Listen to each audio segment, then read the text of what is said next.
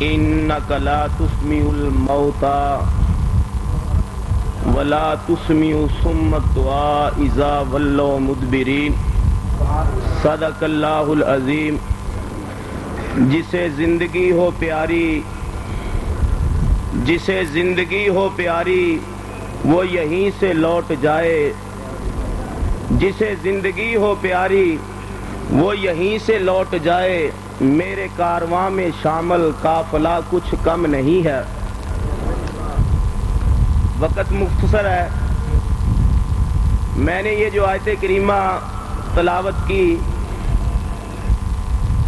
یہ آیت ہماری نہ صرف ہماری جمعیت اشاعت و توحید و سنہ کی مرکزی دلیل ہے اس مسئلہ میں کہ مردے نہیں سنتے، یہ صرف ہماری دلیل نہیں بلکہ کرنے اولا والے جن میں صحابہ کرام ہیں، اور چند صحابہ کا ذکر کروں گا۔ میرے سامنے کتاب ہے الکوكب الدری، یہ ترمذی شریف کی شرح ہے، اور مولانا رشید احمد گنگوئی علیہ رحمہ جن کو دنیا ابو حنیفہ ثانی کے نام سے یاد کرتی ہے، یہ ان کی تقریر ہے جو مولانا زکریا صاحب حضرت شیخ الحدیث علیہ رحمہ کے والد جو مولانا رشید احمد گنگوئی علیہ رحمہ کے شاگرد تھے، انہوں نے اس کو قلم بند کیا۔ حضرت صاحب اسی آیت پر انک لا تسمع الموتى پر تقریر کرتے ہیں کہ انہ لما شبہ الکفار بالاموات، کہ بے شک تحقیقی بات ہے کہ اللہ تعالیٰ نے جب کافروں کو مردوں کے ساتھ تشبیہ دی ہے، تو یہاں حضرت مولانا رشید احمد گنگوئی رحمت اللہ علیہ یہ وہ شخصیت ہیں جن کا مسلک حضرت شیخ الحدیث مولانا سرفراز صاحب مرحوم نے اپنی کتاب سماع الموتى کے اندر ذکر کیا۔ مولانا رشید احمد گنگوئی کا اس بارے میں مسلک ذکر کیا اور فرمایا کہ حضرت گنگوئی کے نزدیک الحاصل راج مذہب عدم سماع کا ہے، راج مذہب عدم سماع کا ہے۔ یہ مولانا رشید احمد گنگوئی علیہ رحمہ فرماتے ہیں کہ جو لوگ سماع کا انکار کرتے ہیں کہ مردے نہیں سنتے، ان میں منہم ابن عباس و عائشہ و منہم الامام، ان میں ایک ابن عباس بھی ہے۔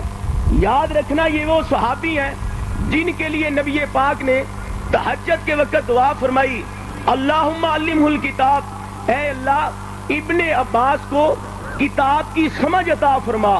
نبی پاک کی دعا ہے کہ یہ ابن عباس قرآن میں اتنا اونچا چلا گیا کہ امام بخاری نقل کرتے ہیں نعمت ترجمان القرآن، ابن عباس بہت اچھا ترجمان القرآن ہے۔ قرآن میں اتنا اونچا چلا گیا کہ فاروق اعظم رضی اللہ تعالی عنہ آیات کی تفسیر میں ابن عباس سے رجوع کرتے ہیں، ابن عباس سے تفسیر پوچھتے ہیں۔ حضرت ابن عباس نے بھی اس آیت سے استدلال کیا، مردے نہیں سنتے۔ اما عائشہ صدیقہ رضی اللہ تعالی عنہ حضرت گنگوئی فرماتے ہیں انہوں نے بھی اس آیت سے استدلال کیا کہ مردے نہیں سنتے۔ وَمِنْهُمُ الْإِمَامُ، اور ان میں امام بھی ہے۔ امام سے مراد امام ابو حنیفہ علیہ رحمہ ہے۔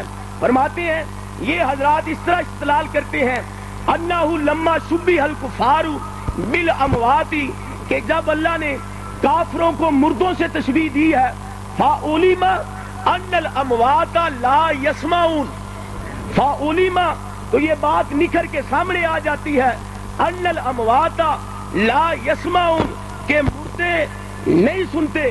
اگر یہ مسلک نہ اپناؤ، اگر یہ عقیدہ نہ رکھو تو یہ اللہ کی تشبیہ دینا یہ صحیح نہیں رہے گا۔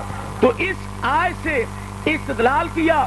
اما عائشہ صدیقہ نے، امام ابو حنیفہ نے، حضرت ابن عباس رضی اللہ تعالی عنہ نے۔ کئی لوگ کٹ حجتیاں کرتے ہیں، کہتے ہیں یہاں اسماع کی نفی ہے، سماع کی نفی نہیں ہے، یہاں سماع نافع کی نفی ہے، مطلق سما کی نفی نہیں ہے. ہم ان کو جواب دے سکتے ہیں کہ بھائی جب اسما کی نفی ہو گئی، سما خود ہی منتفی ہو گیا، لا کے نیچے فعل آ گیا، فعل کی نفی ہو گئی، ہاں نافع ہو ہاں غیر نافع. لیکن ان باتوں کو چھوڑیے، اگر آپ ہم سے بات کریں کہ تم لوگوں نے یہ آیت غلط سمجھی ہے، سماع نافع کی نفی ہے، سنانے کی نفی ہے، سننے کی نفی نہیں ہے، ہم کہتے ہیں ہم کو تم کہہ سکتے ہو، لیکن اگر